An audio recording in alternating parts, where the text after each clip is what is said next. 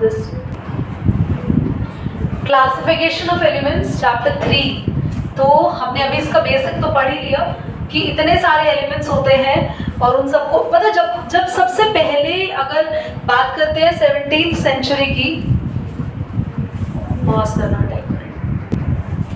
तो इतने सारे एलिमेंट्स होते हैं, उनको क्लासिफाई करना बहुत ज़रूरी है ताकि हम उनको सिस्टमैटिक स्टडी कर पाए और हम जान सकें कि हर एक एलिमेंट क्यों इम्पॉर्टेंट है, किससे बिलोंग करता है, उसकी प्रॉपर्टी कैसी है। सबसे पहले मैंने एक चीज़ और बताई आपको, साइंटिस्ट आया था लेवोजियर, जिसने 2 पार्ट्स में एलिमेंट्स को क्लासिफाई किया था, metal and non metal. But इसके अलावा भी इतनी सारी मेटल्स है, बोल दूं मैं सबको एक साथ पढ़ो, मुश्किल है यार। एलिमेंट्स में मेटल्स बहुत सारी हैं और सारी मेटल्स भी एक दूसरे से अलग है, सबको एक साथ नहीं पढ़ा जा सकता। कुछ मेटल स्ट्रॉन्ग है, कुछ वीक है, कुछ कॉइन्स बनाने में काम आती है, कुछ मेटल का वेरी हाई मेल्टिंग पॉइंट है, कुछ का कम मेल्टिंग पॉइंट है, तो एक साथ नहीं पढ़ा जा सकता। तो उसके लिए हम लोग क्लासिफिकेशन के लिए सबसे पहली क्लासिफिकेशन आई हमारे पास डॉबेरिनियस की, जिसने ट्रायड्स दिए थे। ट्रायड्स होते हैं group of 3 elements, group of 3 elements, इसको ट्रायड कहते हैं। और उसने 3 ट्रायड दिए थे, बस 3 से ज़्यादा वो दे नहीं पाया था। सबसे पहले alkali metals, lithium, sodium, potassium. Lithium 7, 23, 39 ये उसके एटॉमिक मास है। दीदी बहुत सारे होते हैं एल्कली मेटल, तो lithium, sodium, potassium, rubidium, caesium, francium, ये होते हैं ग्रुप नंबर 1। ग्रुप नंबर 1 यही है, lithium, sodium, potassium, rubidium, caesium, francium. तो ग्रुप नंबर 1 के पहले 3 एलिमेंट्स ही उठाए थे, क्योंकि बाकी तब तक हो सकता है डिस्कवर नहीं हुए थे या उसके बारे में वो उस तरीके से अरेंज नहीं हो पाए थे। उसने 3 एलिमेंट्स के ग्रुप बनाए थे। तो उसने 3 एलिमेंट का ग्रुप बनाया और उसने ये कहा उनको इंक्रीजिंग एटॉमिक मास में रखो, तो इंक्रीजिंग एटॉमिक मास में रख दिया और बोला फर्स्ट और लास्ट लिथियम और सोडियम के एटॉमिक मास को अगर आप प्लस करके 2 से डिवाइड करेंगे, प्लस करके 2 से डिवाइड का मतलब है इनका हम लोगों ने क्या लिया है, अरिथमेटिक मीन पता है ना, मैथ्स में लेते थे, जिसका भी मीन लेते हैं उनको प्लस करते हैं और जितने नंबर्स का मीन लिया उससे डिवाइड करते हैं। तो 7 + 39 डिवाइडेड बाय 2 आपने किया था, तो ऑलमोस्ट आप कहाँ पहुंच गए थे, 23 पे। तो फर्स्ट और लास्ट का मीन निकाला तो हमारे पास मिडिल वाले का एटॉमिक मास आया, ऐसा उन्होंने बोला था। ये रिलेशन करके वो ट्रायड्स बनाते चले गए थे। अगला ट्रायड बनाया था उन्होंने अल्कलाइन मेटल्स का, फिर बनाया था हैलोजेंस का। ये नोट करिए, एक बार पॉज कर दीजिए बेटा। उसने बाद अगला उसने बनाया था अल्कलाइन मेटल का। अल्कलाइन अर्थ मेटल्स का ग्रुप नंबर 2 है हमारे पास, ठीक है। ग्रुप नंबर 2 है barium, beryllium, magnesium, calcium, strontium, barium और रेडियम, ये है हमारे पास ग्रुप नंबर 2, ठीक है। उसका निमोनिक्स है बेटा मांगे घास फूटे वापस, तो इससे हम याद करते हैं। जैसे फर्स्ट का निमोनिक्स होता है हाय लीना की रब से फरियाद। ये 2 है जो मैंने निमोनिक्स से लर्न कर रखे, और बी ब्लॉक तो मुझे रैंडम पूरा याद है, मतलब एज इट इज लाइक 13, 14, 15, 16, 17, 18 ये ग्रुप मुझे एज इट इज याद है। तुम लोगों को भी हो जाएंगे बहुत आसानी से, पढ़ते चलो तो याद हो जाएंगे। तो इसने उठाया था यहाँ से कैल्शियम, स्ट्रोंशियम, बेरियम। कैल्शियम का एटॉमिक मास 40, स्ट्रोंशियम का 88, बेरियम का 137। वही सेम चीज इसने किया, अरेंज कर लिया इंक्रीजिंग एटॉमिक मास में। फिर उसने यहाँ पर अरिथमेटिक मीन लिया था कैल्शियम का और बेरियम का, तो ऐड किया था, 2 से डिवाइड किया था, 88.5 काफी नियर पहुंच गया था इसके, तो ऑलमोस्ट इसके आसपास एटॉमिक मास आया था। हाइड्रोजन लिए थे chlorine, bromine, iodine. Class symbol के साथ साथ नेम लिख लेना, calcium, strontium, barium, chlorine, bromine, iodine. Atomic mass लिखे थे इसने 35.5, 80, 127। इन दोनों का फिर मीन लिया था उसने,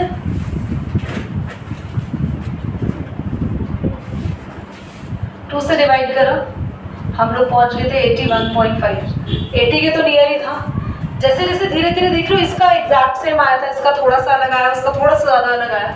आगे और ट्रायड फॉर्म नहीं हुए थे, क्योंकि आगे इस तरीके से ये जो रूटीन था फर्स्ट और लास्ट का मीन सेकंड का एटॉमिक मास बनेगा, वो चीज़ पॉसिबल नहीं हुई थी। तो ये डॉबेरी ने ट्रायल्स यहीं पर रुक गए थे। कर दो श्रेया इसको।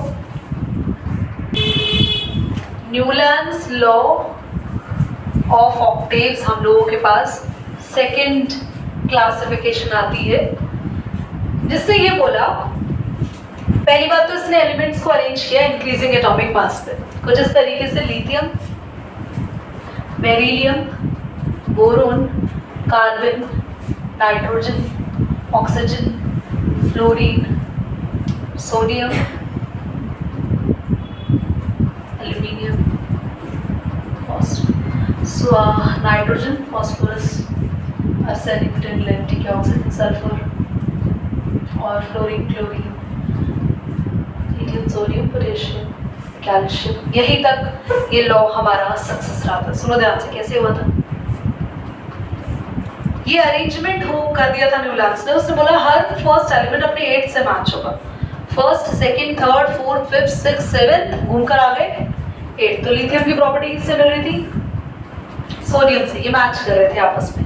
बॉक्स बनाया मैंने इनके ऊपर, तो बॉक्सेस बनने का मतलब है ये आपस में मैच कर रहे थे। सोडियम के बाद उसका 8th एलिमेंट आता है, गिन लो चाहे, मैच कर रहा है। बेरिलियम का प्रॉपर्टी किससे मैच कर रहा था? मैग्नीशियम से। इसके बाद 8th एलिमेंट ये आ रहा है। कार्बन का प्रॉपर्टी किससे मैच कर रहा था?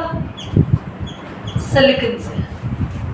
तो ये सारी चीजें होने लगी थी, पर ठीक है, मजा आ रहा था इसको काम करने में, काफी सक्सेस भी हुआ ये इसका अरेंजमेंट। बट कुछ टाइम के बाद ये पूरा का पूरा कॉन्सेप्ट फेल हो गया, क्योंकि कैल्शियम के बाद ऐसा कुछ भी नहीं हो रहा था। कैल्शियम के बाद एल्यूमिनियम आना था, बोरॉन, एल्यूमिनियम, गैलियम रखना था उसको यहाँ पे, कार्बन, सिलिकॉन, जर्मेनियम रखना था, नाइट्रोजन, फास्फोरस, आर्सेनिक रखना था, ऑक्सीजन, सल्फर, टेलुरियम रखना था, फ्लोरीन, क्लोरीन, ब्रोमीन रखना था। इन एलिमेंट्स पे मैचिंग्स नहीं हुई, कैल्शियम तक ही हुआ। म्यूजिकल नोट से ये थोड़ा रिजेंबल करता है। मैंने बताया था आपको सा रे गा मा पा धा नी सा, सा पे शुरू है, सा पे खत्म हो रहे हैं। First musical note 8th musical note से मैच हो रहा है, तो बस ये थोड़ा उसको सिमेट्रिसिटी उस कॉन्सेप्ट से मिलता है। बाकी न्यूलैंड कोई म्यूजिशियन नहीं था कि वो म्यूजिक से लेकर आया था ऐसी कोई इंफॉर्मेशन। तो ये क्लियर हो गया। क्या ये आगे हमें और हायर क्लासेस में इस पर कुछ और भी पढ़ना पड़ेगा? नहीं, क्योंकि इतनी कहानी फेल हो गया था। उसके बाद आते हैं हमारे पास नेक्स्ट साइंटिस्ट, इसके बारे में पढ़ेंगे। डिमिट्री मेंडलीव पूरा नाम उनका। लॉथर मेयर के साथ मिलकर उन्होंने काम किया था, और उन्होंने एक पहली, मैंने बता दिया तुम लोगों द्वारा पूछताछ करने की जरूरत नहीं, पहली सक्सेस टेबल जिन्होंने दी, और उसके बाद वो छा गए थे क्लासिफिकेशन की दुनिया में, क्योंकि उन्होंने पहली बार टेबल बनाया और उस तरीके से बड़े आराम से उन्होंने एलिमेंट्स को अरेंज कर दिया। साथ ही उन्होंने प्रेडिक्शंस भी करी। उन्होंने कुछ एलिमेंट्स के बारे में ऐसी प्रेडिक्शंस की थी कि इस जगह ये एलिमेंट्स आएंगे और आगे डिस्कवर होंगे, और उनकी ये प्रॉपर्टीज रहेंगी, और प्रूफ हुआ, ऐसे एलिमेंट्स मिले। ऐसे एलिमेंट्स अब तक नोन नहीं थे, और वो बाद में मिले, और वो मेंडलीव की सही पोजीशन पे आके बैठे, तो वो और ज्यादा पॉपुलर हो गया इस चीज से। बट मेंडलीव की पीरियोडिक टेबल में, जिनका पूरा नाम डिमिट्री मेंडलीव था, ना मजा नहीं आया, क्योंकि सक्सेसफुल होने के साथ साथ काफी ज्यादा लेवल पे गलतियां रही। तो उनको प्रूव करने के लिए आए लास्ट में हेनरी मोज़ले, द साइंटिस्ट जो अब तक जाने जाते हैं, और अब तक हम उनकी टेबल पढ़ रहे हैं। और मुझे नहीं लगता कि इस टेबल के अंदर और ज्यादा क्लासिफिक, हाँ पर इसमें कुछ कमियां हैं, उस कमियों को पढ़ेंगे। इस टेबल में भी कुछ कमियां हो सकती, तुम में से कोई दूर कर दे आगे रिसर्च में जाके, फिर तुम्हारा नाम इस टेबल के साथ जुड़ जाए, हेनरी मोज़ले निशांत टेबल। हाँ चलिए आगे पढ़ेंगे, पॉज करिए, नोट कर लें इसको एक बार, जितना हमने लिखा है एक बार उसको समझते हैं। मेंडलीव का लॉ हमने जो लिखा वो समझो। मेंडलीव के लॉ में क्या बात कही थी मेंडलीव ने, कि एलिमेंट्स को इस तरीके से अरेंज करा है, ये बॉक्सेस में मान लो एलिमेंट्स है, कि एटॉमिक मास उनका एक पीरियोडिक फंक्शन बन गया। इंक्रीजिंग एटॉमिक मास में अरेंज करा है हमने, और वो एक पीरियोडिक फंक्शन की फॉर्म में अरेंज हुई। ये पीरियोडिक फंक्शन वर्ड क्या है? पीरियोडिक फंक्शन का मतलब है कि जैसे आप यहाँ से खत्म होके अगर आप वापस यहाँ पहुंचोगे तो प्रॉपर्टी रिपीट हो जाएगी। अगर आप यहाँ से शुरू हो रहे हैं वापस आप घूमकर इसके नीचे आ रहे हैं तो प्रॉपर्टी रिपीट, मतलब ये इससे मैच करेगा। फिर आपने यहाँ देखा ये एलिमेंट थोड़ा अलग है, फिर आपने घुमा इसको पढ़ा ये थोड़ा अलग है, थोड़ा अलग, देखा अरे ये भी अलग है, ये भी अलग है। फिर जब फिर यहाँ पहुंचे तो आपने देखा अरे प्रॉपर्टीज रिपीट हो रही है, मैच कर रहा है। तो मेंडलीव ने कुछ ऐसे अरेंज किया था एलिमेंट्स को, जिसके बाद जब कोई भी एलिमेंट कुछ टाइम के बाद अपनी प्रॉपर्टी को क्या कर रहा था, रिपीट कर रहा था। रिपीट मतलब वो प्रॉपर्टी सेम दिख रही थी। जैसे कि मान लो यहाँ पे कोई प्रॉपर्टीज आपने पढ़ी, आप आगे गए मेंडलीव की टेबल में थोड़ा घूमने फिरने, फिर थोड़ी देर के बाद जब आप यहाँ पहुंचे आपने देखा प्रॉपर्टीज क्या हो गई, रिपीट हो गई। रिपीटेशन हो जाती है कुछ टाइम के बाद। मेंडलीव की टेबल की सबसे खास बात थी कि मेंडलीव ऐसी पहली टेबल थी जिसने ग्रुप्स और पीरियड्स बनाए थे। ग्रुप्स होते हैं ग्रुप्स होते हैं वर्टिकल कॉलम्स, ऐसे वर्टिकल कॉलम्स बनाए थे, और पीरियड्स होती है इस तरीके से हॉरिजॉन्टल रोज। ये रोज बनाई थी, कॉलम्स बनाए थे, प्रॉपर एलिमेंट्स एक एक करके अरेंज करे गए थे। क्या कैरेक्टरिस्टिक्स है मेंडलीव्स की, पूरा मेंडलीव का हम लोग कॉन्सेप्ट खत्म करेंगे नेक्स्ट में।